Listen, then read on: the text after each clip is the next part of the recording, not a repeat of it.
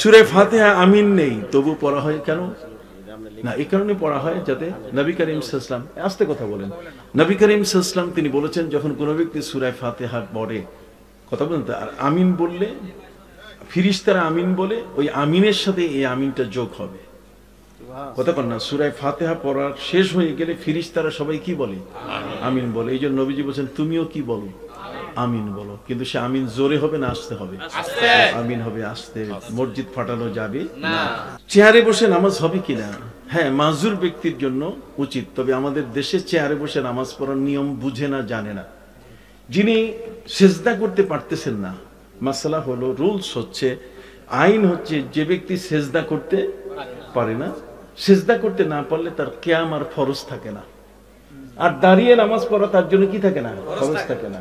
কথা বুঝতে পারছেন? সেজদাটা যদি সে করতে না পারে, তাহলে পুরো নামাজটা সে কি করবে? বসে বসে আদায়। মসজিদে যাইয়া চেয়ার নিয়ে বা টুল নিয়ে, এই যে বসে গেল, এই বসা অবস্থায় তাকবীরে তাহরিমা বসা বসে 4 রাকাত নামাজ শেষ করবে। ওই দাঁড়াইয়া উঠে তারপরে রুকুর সময় দাঁড়ায়, কথা বুঝলেন নাই, আর বাকি অন্য সময় বসে থাকে, এটা না। বরং শুরু থেকেই বসে শুরু করবে এবং বসে কি শেষ করবে।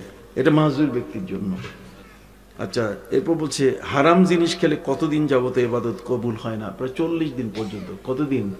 40 দিন।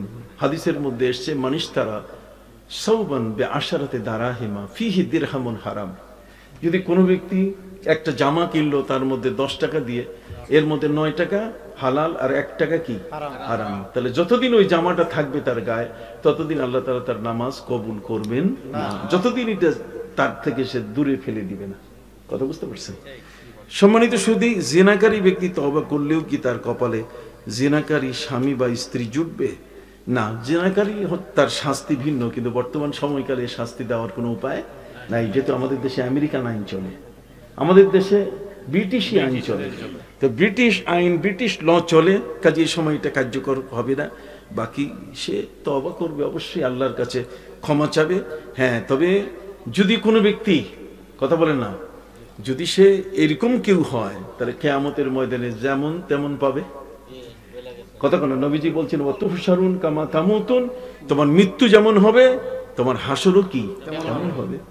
আমাকে প্রশ্ন করা হয়েছে, নামাজের ভিতরে মোবাইল বেজে উঠলে কি করণীয়?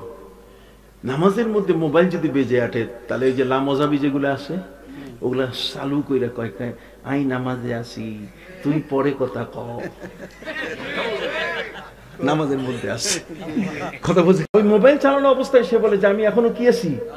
নামাজে আছি। কত বড় দুষ্টমি! নামাজ খবরদার, ওয়াকুমু লিল্লাহি কানিতিন, নামাজ হতে হবে কোনো কথা নাই, বার্তা নাই, একেবারে নীরব। নামাজের ইবাদতে নামাজ হবে, সেখানে কোনো কথা চলবে না, নামাজ নষ্ট হয়ে যাবে। নামাজ পড়তে পড়তে কপালে দাগ পড়ে কি কিসের আলামত? এটা ভালো। পবিত্র কোরআনে আল্লাহ বলছেন, সীমাহুম ফি উজুহিহিম মিন আসারিস সুজুদ, ইমানদার ব্যক্তির আলামত হচ্ছে যে তার কপালে সেজদার কি পড়বে? চিহ্ন পড়বে। সেজদার কি চিহ্ন পড়বে। কাজে নামাজ পড়তে পড়তে কপালে দাগ পড়লে এটা ভালো আলামত, খারাপ না। ঠিক আছে, হারাম রিলেশনের পর বিয়ে করলে কি পাপ মোচন হয়ে যাবে? এটা হচ্ছে এমন একটি মশালা যে দুইজনের মধ্যে, বিশ্ব ভালোবাসা দিবস কালকে আসতেছে না, এই দেখেন একে ভালোবাসা একেবারে খন্দকার মোশতাক সহ, কথা বুঝে, আর সিনথিয়া সহ দুনিয়ার মধ্যে। আরে ভাই, আমি তো জগতে বাস করি, আপনি কি মনে করেন যে আমার চোখ কান কিছু নেই? আমি তো দেখি, সজাগ মানুষ তো আমি, অত দুনিয়ায় কি ঘটতেছে এগুলো তো বুঝি। তো এইগুলোতে জেনার পথ খুলে যাচ্ছে। কথা কন না, কিসের পথ খুলে যাচ্ছে? জেনার পথ খুলে যাচ্ছে। অতএব এই সমস্ত ব্যক্তি আজ-জানিয়াত আজ-জানি ওয়াজ-জানিয়া, কথা বুঝতে পারছেন? এটা হচ্ছে যে যেমন তার আল খাবিসাতু লিল খাবিসিন, আল খাবিসাতু লিল খাবিসিন ওয়াত-তাইয়্যিবাতু লিত-তাইয়্যিবিন। কাজে বেবিচারী বেবিচারীর সাথেই তার বিবাহ হবে, শাদী হবে, এটাই নিয়ম। কথা বুঝতে পারছেন? এখানে একই রাকাতে বারবার সূরা ইখলাস পড়া যাবে কিনা? হ্যাঁ হ্যাঁ, নবী করিম সাল্লাল্লাহু আলাইহি ওয়াসাল্লামের সময়কালে একজন সাহাবীকে নবীজি মসজিদের ইমাম বানাই দিয়েছিলেন। কথা বলেন, ওই ইমাম সাহেব প্রথম রাকাতে সূরা ইখলাস, দ্বিতীয় রাকাতে সূরা ইখলাস, কুল হুয়াল্লাহ ছাড়া জানে না। মুসল্লিরা গরম, প্রথম দিনের নামাজে মুসল্লিরা মনে করছে হুজুর বোধহয় আজকে ক্লান্ত, এই জন্য প্রথম রাকাতেও সূরা ফাতিহার সাথে কুল হুয়াল্লাহ পড়ছে, কুল হুয়াল্লাহ বুঝেন সূরা ইখলাস, আর দ্বিতীয় রাকাতে কুল হুয়াল্লাহ পড়ছে। ইমাম সাহেব বোধহয় ক্লান্ত, ঠিক আছে, ওই দিন আর মুসল্লিরা কিছু বলে না। পরের দিন দেখে একই অবস্থা, কুল হুয়াল্লাহ কুল হুয়াল্লাহ, কথা না, দুই দিকে কুল হুয়াল্লাহ কুল হুয়াল্লাহ। ওরা মনে করছে মনে হয় দ্বিতীয়বার যে কোন সূরা পড়তে হবে এটা কি ভুলে গেছে ইমাম সাহেব, আরেকটা সূরা পড়েনি। তৃতীয় দিন যখন এরকম শুরু করছে, এইভাবে কয়েকদিন হয়ে গেলে মুসল্লি গরম হয়ে গেছে যে এইগুলা নামাজ পড়ার তো কতগুলো নিয়ম আছে। একটা হচ্ছে তেওয়ালে মুফাসসাল, আউসাতে মুফাসসাল, কেসারে মুফাসসাল। আপনি ফজরের নামাজে কোন সূরা পড়বেন বলা আছে, আপনি যোহর এশা কোন সূরা পড়বেন বলা আছে, আপনি আসর মাগরিবে কোন সূরা পড়বেন সেটাও কি বলা আছে। কিন্তু উনি কুল হুয়াল্লাহ ছাড়া আর কিছু সূরা জানে না।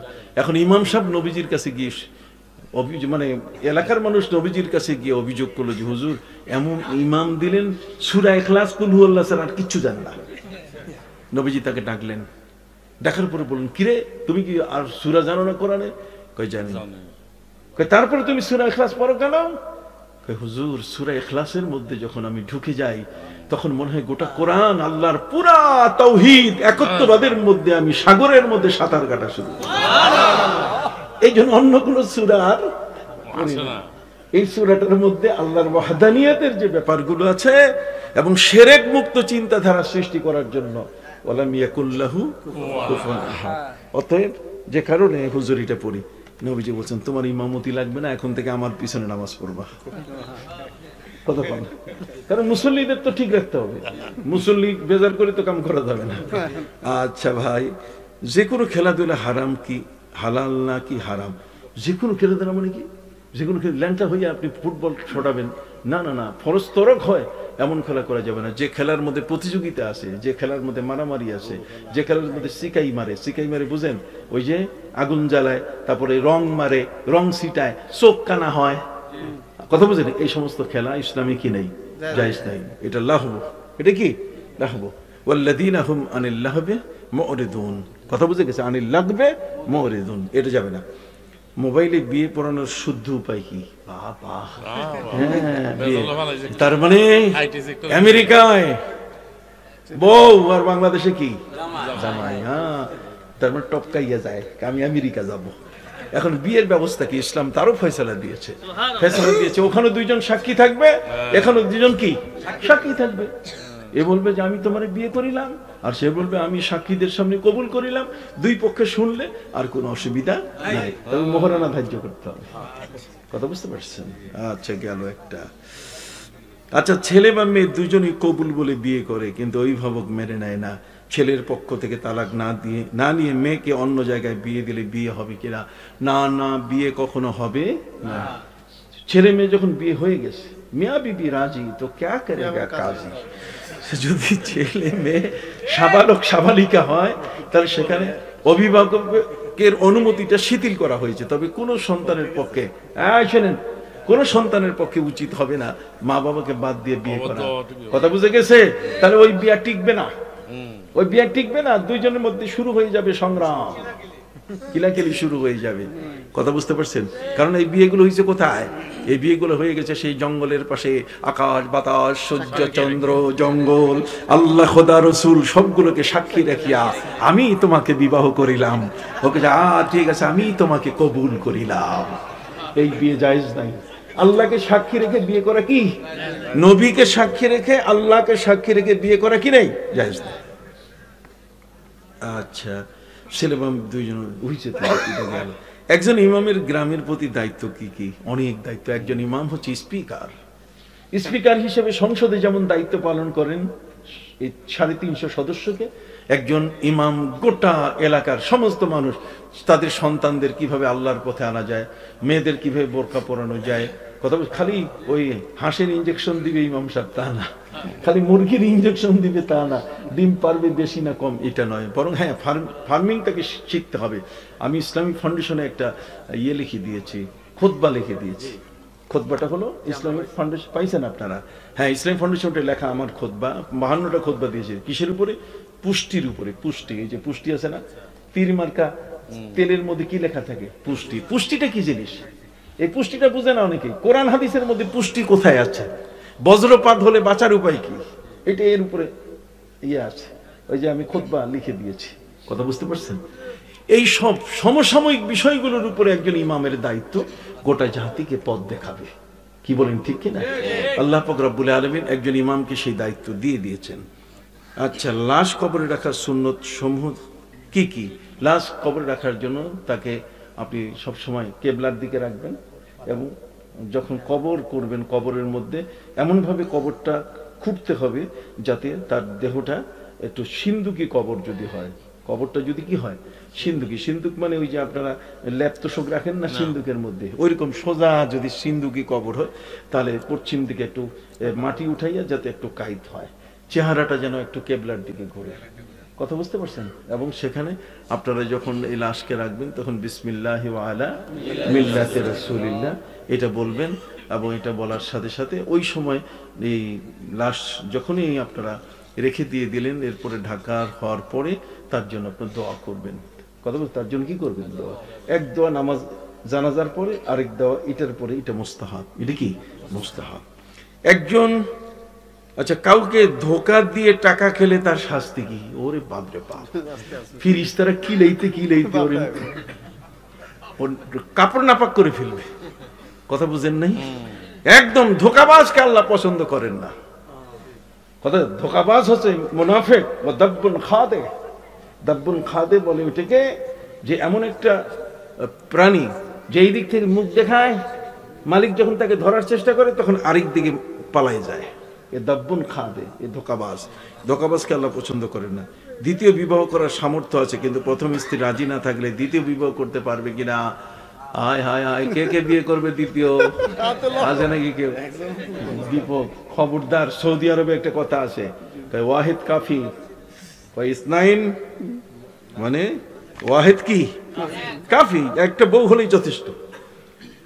ইসনাইন মুশকিল, দুই হলে কিন্তু কি একেবারে মুশকিল হবে। কয় তিন, কয় মুশকিল কাসির, বেশি মুশকিল। কয় সাইর, কয় বাঁধাইন মৃত্যু, কয় মরে গেলেও না, মরে গেলেও কি না। অতএব ভাইরা আমার, দ্বিতীয় বিবাহ করার জন্য কতগুলো নিয়ম আছে। নিয়ম হচ্ছে যে প্রথম স্ত্রীর কোনো সন্তান আসতেছে না, কতক্ষণ প্রথম স্ত্রীর কি আসতেছে না, কোনো সন্তান, অথবা স্ত্রী সন্তান প্রসব করতে করতে তার দেহের অঙ্গ সমূহ, অর্থাৎ সে অত্যন্ত কাহিল হয়ে গেছে, সেখানে সে তার স্ত্রীকে রাজি করাইয়া আরেকটি বিবাহ সে করতে পারে। আল্লাহ বলছেন ফানকিহু মা তাবা লাকুম মিনান নিসাই মাসনা ওয়া সুলাসা ওয়া রুবা, কথা বুঝেন? 1 2 3 4, কিন্তু শর্ত সাপেক্ষ, কতক্ষণ না কি সাপেক্ষ, শর্ত সাপেক্ষ। তবে নবী করিম সাল্লাল্লাহু আলাইহি ওয়াসাল্লামের যুগে এটা কিন্তু সুন্দর একটা ঘটনা আছে। ঘটনা হলো এই, নবী করিম সাল্লাল্লাহু আলাইহি ওয়াসাল্লামের যুগে একজন লোক, টাকা নাই পয়সা নেই কিচ্ছু নাই, নবীজির কাছে গিয়ে বলছে হুজুর বিয়ে করা দরকার। নবীজি বলছেন কিছু নাই, কয় কিছুই নাই। ঠিক আছে, তাহলে আমার উপরে দরুদ শরীফ পড়া শুরু করা হোক। বিয়ে করাই দিছে, বিয়ে করে দেওয়ার পরে বাচ্চা কাচ্চা জন্ম নিছে, এখন খাওয়াইতে পারে না, তো খাওয়াইতে পারে না। এখন বউ কয় যে তুমি কিছুই পারো না, বাচ্চারা কয় আব্বা তুমি তো কিছুই কামাই করতে পারতেছো না, আমরা তো না খেয়ে এইভাবে সময় আমাদের যাচ্ছে। নবীজির কাছে গিয়ে বলছে হুজুর ঘরে টিকতে পারতেছি না বউ বাচ্চার জ্বালায়, এখন কি করবো? নবীজি বলছে তুমি আরেকটা বিয়ে করো। দ্বিতীয় বিয়ে করার পরে এখন তো বুঝেন না, পৃথিবীতে যদি আপনি কাউরে বন্ধুত্ব করতে চান, কারো উপকার করতে চান, তাহলে তার বিরুদ্ধে একটা মামলা করে দেন, অথবা তার 2টা বিয়ে করাই দেন, তখন দেখবেন যে শান্তি সব উঠে যাবে, শান্তিপুরে চলে যাবে, তখন আর শান্তি থাকবে না, সব শান্তিনগর চলে যাবে, কথা বুঝতে পারছেন? নবী করিম সাল্লাল্লাহু আলাইহি ওয়াসাল্লামের কাছে জিজ্ঞেস করছে যে হুজুর এখন 2 বউয়ের ঝগড়ায় তো আমি ঘরে ঢুকতে পারি না, সকালেও বেতার রাত্রেও টেলিভিশন, চলবে কেমনে? নবীজি বলেন আরেকটা করো। করছে 3টা করার পর তো এখন খাংজাং, এখন জংশন হয়ে গেছে, আখাউড়ার জংশন, কথা বুঝেন নাই? আখাউড়ার জংশন, ওইখানে সিলেটও আসে, ওখানে চিটাগাংও আসে, ওখানে ঢাকার টঙ্গী হইয়াও আসে, কথা বল না, সব জংশন শুরু হয়ে গেছে। নবীজির কাছে গিয়ে বলছে হুজুর এইবার তো জংশনে পড়ছি, বিপদ। নবীজি বলছে আরেকটা বিয়ে করো। কয়টা? 4র্থ বউ আসছে যখন ঘরের মধ্যে দেখে বাবা এইটা 4র্থ বউ আসার পরে সে এখন মোড়া বানাইতে পারে, মোড়া বলেন ওই যে ছোট ছোট মোড়া, মোড়া বানাইতে পারে, তারপরে সুন্দর ওই যে শিখিয়ে রাখার জন্য এটা বানাইতে পারে, মানে এই শৈল্পিক যে বিষয়গুলো আছে, বেসিকে যেগুলো হয়, হস্তশিল্পের যে বিষয়গুলো, এগুলো সে বানাইতে জানে। এখন সে ঘরে আসার পরে তার তিনজন সতীন কিনে বলছে চলো তিনজনই শিখো। তিনজনকে শিখাইছে, শেখাবার পরে এখন স্বামীরে বলছে তুমি বাজার থেকে বাকিতে পারলেও আইনা দাও। চায়ের বউয়ের যেভাবে প্রোডাকশন শুরু করছে, এই প্রোডাকশন এখন বাজারে বিক্রি করে কুল পায় না, গোটা ঘর সম্পদে ভরে গেল। খবরদার, আমি কিন্তু আপনাদের 4টা বিয়ে করতে বলি নাই। আমি বলেছি ওই সৌদি আরবের কথাটাকে ওয়াহিদ কাফি, একজনই যথেষ্ট, বাকি সরকারের অনুমতি আছে, নিয়ম আছে, নিয়মের বাইরে আপনি যাবেন না সবাই। আরে আল্লাহ, আরেকটা কোনটা? চশমাটার সামনে, এটা আবার কই? চশমার সামনে তো আমি, চশমার সামনে তো আমি না থাকলে মুখে বলে ফেলাই। না না মোবাইল বিচারে নাকি? ওহো, এটা তো কইছো তো আমার, এই যে আসে দেখছেন। আচ্ছা, আমার এখানে প্রশ্ন করছে হুজুর, আসসালামু আলাইকুম, কদম বসি নিবেন? নিলাম। হুজুর, স্থানীয় এক আলেম মসজিদে আলোচনা করতে গিয়ে বলেছেন মেরাজের রাতে 5 ওয়াক্ত নামাজ আমাদের দয়াল নবী যে আনেনি, এনেছেন হযরতে মুসা। এই বিষয়ে জবাব দিয়ে বাধিত করবেন। আপনি চিন্তা করতে পারেন কত বড় জঘন্য কথা? আমার নবীকে ছোট করার একটা বিষয় হইল না? হ্যাঁ, আমি একটু বলবো।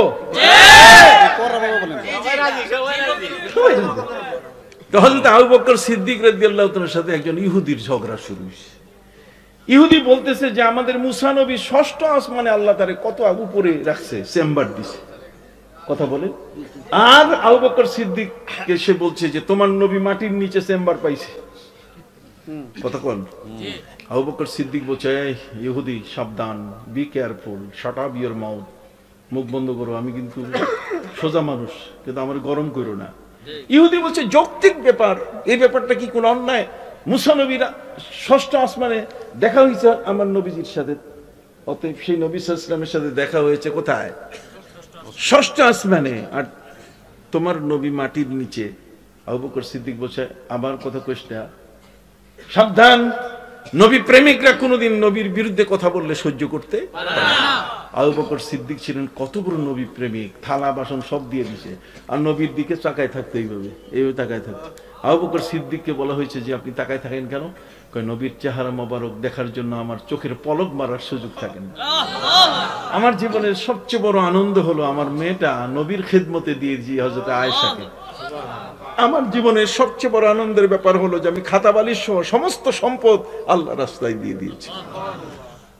সে আবু বকর সিদ্দিক রাদিয়াল্লাহু তাআলা ইহুদিকে বলে, ইহুদি সাবধান, আমার নবীকে তুমি ছোট করো না, তুচ্ছ করো না। ইহুদি বলছে আমি যৌক্তিক কথা বলছি। আবু বকর বলছেন তোর যুক্তি দিছে এমন ভাবে ঘুষি থাপ্পড় কালের উপরে গাল ফুলে ফুটবল হয়ে গেছে। গাল ফুলে কি হয়েছে? একেবারে পুরা গাজী ট্যাঙ্কি, একেবারে গালে ফুলে গেছে। গাল যখন ফুলছে, গাল ফোলার পরে এখন ইহুদি বলছে যে আবু বকর সিদ্দিক এটা সিধা মানুষ, আর আমার গালের মধ্যে এইভাবে থাপ্পড় দিল। নবীজির কাছে গিয়ে বলছে হুজুর দেখেন কি হয়েছে। নবীজি হয়েছে কি? আপনার আবু বকরকে আমরা মনে করছি সিধা মানুষ, কিন্তু সিধা না, উনি মারাত্মক অসুবিধা।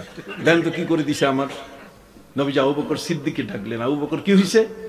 আবু বকর বলছে হুজুর ওকে জিজ্ঞেস করেন, ওকে নিষেধ করছি, আপনার নাকি চেম্বার মাটির নিচে, আর মুসা নবী 6ষ্ঠ আসমানে, তা আপনার চেম্বার নিচে আমি এটা মেনে নিতে চাইনি। আল্লাহ আপনাকে দিয়েছেন, আল্লাহ তো আপনার জন্য, আপনি যত বড় নবী, আল্লাহ রব্বুল আলামিন, আর আপনি হলেন রহমতুল লিল আলামিন। ওই আলামিন আলামিনের মধ্যে ব্যাখ্যায় পৃথিবীর কোন মুফাসসির পার্থক্য করতে পারে না। দুনিয়ার যত মুফাসসির, যে কোনো তাফসীর, আমি তো তাফসীর বিভাগে সারা বাংলাদেশে ফার্স্ট হয়েছি, কথা বলছি, গোজামিল দেওয়া মানুষ আমি না। পৃথিবীর যত তাফসীর আছে, কোন তাফসীরের মধ্যেই, কথা বুঝতে পারছেন, আমার প্রিয় নবী সাল্লাল্লাহু আলাইহি সাল্লামকে আল্লাহ যে বলছেন রাহমাতুল লিল আলামিন, এখানে আলামিনের যে অর্থ, রব্বুল আলামিনের মধ্যে সূরা ফাতিহার মধ্যে আলামিনের কি একই অর্থ। অতএব আল্লাহ যে যে জগৎসমূহের রব, আমার নবী হলেন সেই জগৎসমূহের রহমত। আল্লাহ হলেন রব আর নবী হলেন কি? আল্লাহ হলেন রব্বুল আলামিন আর নবী হলেন কি? রাহমাতুল আলামিন। অতএব নবীজি আপনার জন্য আল্লাহ তো আরশে আজিমে, আপনি যত বড়, আপনার চেম্বারও তত বড় আরশে আজিমে দিতে চেয়েছে, কিন্তু আপনি নেন নাই কেন? আল্লাহ জিজ্ঞাসা করছে যে আপনাকে এত বড় চেম্বার দিলাম, আপনি নিলেন না। নবীজি বলেন, আল্লাহ আপনি তো কোরআনে বলছেন ওয়ামা কানা আল্লাহু লিয়ুআযযিবাহুম ওয়া আনতা ফীহিম। হে নবী, আপনি যতক্ষণ পর্যন্ত উম্মতের মাঝে আছেন আপনার দিকে তাকাই আপনার উম্মতকে আমি শাস্তি দিব না। এখন এই উম্মতকে থুইয়া আমি যাই কই? এই জন্য আমি জমিনটাকে কি করছি, বেছে নিয়েছি। যে কারণে আল্লাহর আসমানে যত ফিরিস্তা সব জিবরিল আমিনের কাছে আবেদন করে যে ক্যাপিটালে যাব, তার মানে রাজধানীতে যাব। তো জিবরাইল জিজ্ঞেস করে যে রাজধানী কোনটা? রাজধানী সেই জায়গা, সেই পৃথিবী যেখানে শাহে মদিনা শোয়া আছে, যেখানে নবীজি শোয়া আছেন, যেখানে কাবা ঘর আছে। কথা বুঝতে পারছেন? আকাশের ফিরিস্তারা এখানে আসার জন্য জিবরিল আমিনের কাছে আবেদন করে। কথা বুঝতে পারছেন? নবী করিম সাল্লাল্লাহু আলাইহি ওয়াসাল্লাম তিনি আবু বকর সিদ্দিককে বললেন যে ইহুদি তোমাকে এই কথা বলছে, আমাকে ছোট করছে, তুচ্ছ তাচ্ছিল্য করেছে। কাহা নবীজি বলছেন, করলে তাতে কি হয়েছে? ইউনুস নবীর উপরে আমাকে মর্যাদা দেও। ওয়ালা তুখাইয়িরুনি বাইনাল আম্বিয়া ওয়ালা তুখাইয়িরুনি আলা বাইনাল আম্বিয়া ওয়ালা তুখাইয়িরুনি আলা ইউনুস ইবনে মাত্তা ওয়ালা তুখাইয়িরুনি আলা ইউসুফ লাউলা লাবিস্তু সাজনা লা আজাবতু দাইয়া। আমার নবী সাল্লাল্লাহু আলাইহি ওয়াসাল্লাম বলছেন যে হযরত ইউনুস 40 দিন মাছের পেটে ছিলেন, আল্লাহ যদি আমাকে রাখতেন তা আমি একদিনের বেশি থাকতাম না, পেট কানা করে বাইরে হয়ে আসতাম। আর ইউসুফ নবী উনি জেলে ছিলেন 6 বছর 6 মাস 6 দিন 6 ঘন্টা 6 মিনিট 6 সেকেন্ড। এই সময়টা ছিলেন হযরত ইউসুফ আলাইহিস সালাম, তিনি জেলের মধ্যে বন্দী। এই বন্দির পরে যখন তাকে বেকসুর খালাস দেওয়া হলো যে তিনি নিরপরাধ, তখন যখন জেলার এসে বলছে যে আপনি নিরপরাধ, আপনি বের হন, উনি বলছেন না আমি জেলখানা থেকে বাইর হব না। কেন বাইর হব না? কই জেলখানায় নিরিবিলি আল্লাহকে ডাকা যায়। আমাদের দেশে তো চোর ঢুকলে ডাকাই ধরে বাইর হয়।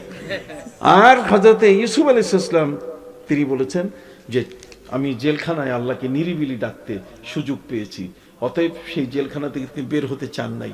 আর আমার নবী বলছেন যে আমি এতদিন জেলে থাকলে আমার যদি কেউ কইতো বেকসুর খালাস, আমি লাফাইয়া বাইর হইতাম। দেখেন নবী কত ব্যালেন্স করে দিলেন। সুবহানাল্লাহ বলেন, কি করে দিলেন? তাহলে সেই নবীর মুখে আমার হযরত নবী মুসাকে কোনোদিন আমার নবী বেইজ্জতি করেন নাই, বরং হযরত আব্দুল্লাহ ইবনে আব্বাসের হাদিস, ইন্নাল্লাহ হাসতাফা ইব্রাহিম বিল খুল্লা ওয়াসতাফা মুসা বিল কালাম ওয়াসতাফা মুহাম্মাদান সাল্লাল্লাহু আলাইহি ওয়াসাল্লাম বির রুইয়া। আল্লাহ তাআলা ইব্রাহিম নবীকে বন্ধুত্ব দিয়ে তাকে সম্মানিত করছেন, মুসা নবীকে তার সাথে কথা বলে তাকে সম্মানিত করছেন, আর আমার নবীকে দিদার দিয়ে সম্মানিত করেছেন। সুবহানাল্লাহ। কথা বুঝতে পারছেন? ইন্নাল্লাহ হাসতাফা ইব্রাহিম বিল খুল্লা ওয়া মুসা বিল কালাম ওয়াসতাফা মুহাম্মাদান সাল্লাল্লাহু আলাইহি ওয়াসাল্লাম বির রুইয়া। এই জন্য দিদার দিয়ে তাকে তিনি ধন্য করছেন। কথা বুঝেন? তাহলে সেই নবীর মর্যাদা অনেক বড়। এখন এই যে 5 ওয়াক্তের নামাজ, নবী যে 5 ওয়াক্তের নামাজ, ওই যে 50 ওয়াক্তের নামাজ নিয়ে আসতেছিলেন, মাঝখানে মুসা নবী তার জীবন কাহিনী বলছেন যে আমার কওম ওগুলো এমন শয়তান যে ওদেরকে এর চেয়ে কম ইবাদত দেওয়া হয়েছে তাও করে নাই। আল্লাহ তাআলা গোসা হইয়া তুর পাহাড় উপরে উঠাইয়া তাদেরকে চ্যাপ্টা করতে চেয়েছেন। কথা কর না, আপনি যান। নবীজিকে তিনি সহযোগিতা করেছেন। কথা বুঝতে পারছেন? এই জন্য হযরত মুসা আলাইহিস সালাম তিনি আমাদের কাছে সকল নবী সম্মানীয়, কিন্তু এই ব্যাপারেও সম্মানীয়। কিন্তু 5 ওয়াক্ত নবী আনেন নাই, মুসা আনছেন। আরে আনছে কোত্থেকে? আল্লাহর আরশ থেকে, আরশে আজিম থেকে। ফাকানা কাবা কাউসাইনি আও আদনা। সেখানে মুসা নবী যাইতে পারেন নাই, সেখানে ইব্রাহিম নবী যাইতে পারেন নাই। পৃথিবীর কোন নবী কখনো আল্লাহ তাআলা আরশে আজিমে নেন নাই, আমার নবীকে নিয়েছেন। ইন্নাকা ওয়াতা'তা মাউতান লাম ইয়াতা আহাদুন ক্বাবলাক ওয়ালা ইয়াতা আহাদুন বাদাক। হে নবী, আমার এই আরশে আজিমে আমি আপনার আগে কাউকে আনি নাই। আপনি পা রাখার পরে ওই পায়ে আরেকজন পা রাখবে সেই সুযোগ আমি রাখি নাই, কাউকে আমি এরকম নেই। অতএব হযরত মুসা আলাইহিস সালামের সাথে ষষ্ঠ আসমানে তার রূহের সাথে দেখা হয়েছে। এই দিদারটা হযরত মুসা নবীর সাথে যে আমার নবীর কথোপকথন হয়েছে কিসে? রুহানি জগতে, রুহের জগতে। কথা বুঝতে? রুহানি জগতে কথা হয়েছে। নামাজ তো ওখান থেকে নবী নিয়ে আসছেন, নামাজ তো আল্লাহর কাছ থেকে পাইছেন কে? নবীজি। সেই নামাজটাকে একটু কমাইয়া, তাও তো আল্লাহ বলছেন যে ঠিক আছে, আমি কিন্তু লা ইউবাদদালুল কাউলু লাদাইয়া, আমি যা বলি তা কিন্তু কখনো লঙ্ঘন হয় না। আমি 50 বলছি, 50ই ঠিক আছে, কিন্তু 5 আমল করবে, 50-এর সওয়াব পেয়ে যাবে। আলহামদুলিল্লাহ। দেখো এখানে তো মুসা নবী নামাজ আনছেন এমন কথা তো বলা হয়নি। কাজেই এই ইমাম সাহেবকে তওবা করা উচিত। কি করা উচিত? তওবা করা উচিত। আপনারা খবরদার মিলাদ পড়বেন, কিয়াম করবেন, নবীর ভালোবাসায় আত্মনিয়োগ করবেন, কথা বোঝা গেছে? রওজা মোবারকে জিয়ারতে যাবেন। এই যে মিলাদ কিয়ামের উপর বই লিখেছি, আশেকে রসুলের চোখে মিলাদ ও কিয়াম দরুদ ও সালাম। লামুজাবিদের বিরুদ্ধে বই লিখেছি, হক বাতিলের লড়াই। যারা নবীজিকে রওজা মোবারকে জিন্দা মনে করে না, তার বিরুদ্ধে বই লিখেছি, রওজা মোবারকে জিন্দা নবী। যারা মাযহাব মানে না, ইমাম আবু হানিফাকে গালি দেয়, আমি তাদের বিরুদ্ধে বই লিখেছি, হাদিস বিশারদ ওলিয়া কামেল ইমাম আজম আবু হানিফা। এই যে 15 দিন পরে আপনাদের সামনে শবে বরাত আসতেছে। কি আসতেছে ভাই? ওই মৌলবীরা তালা লাগাই দিবে মসজিদে। এত বড় দুঃসাহস! খবরদার, মসজিদে তালা লাগানো যাবে? ইমাম খেদাইতে হবে, ওই ইমাম রাখা যাবে? আমি এই যে পবিত্র কোরআন ও সুন্নাহর আলোকে শবে বরাত আমি বই লিখেছি। মাহে রমজান আসতেছে, এর উপরে আমি বই লিখেছি, মাহে রমজান ও সিয়াম সাধনা। আর ঘরের বউগুলোরে যাতে নষ্ট করতে না পারে, এই জন্য বই লিখেছি নারীর অলংকার। কি লিখছি? প্রায় 30টা বই, তার মধ্যে এই কয়েকটা এখন আপাতত আমার হাতে ছাপানো আছে। আমি বোধহয় অনেক সময় নিছি। সবাই ভালো থাকেন, আমার জন্য দোয়া করবেন। কথা বুঝতে পারছেন? আল্লাহ যেন আমাকে কবুল করেন।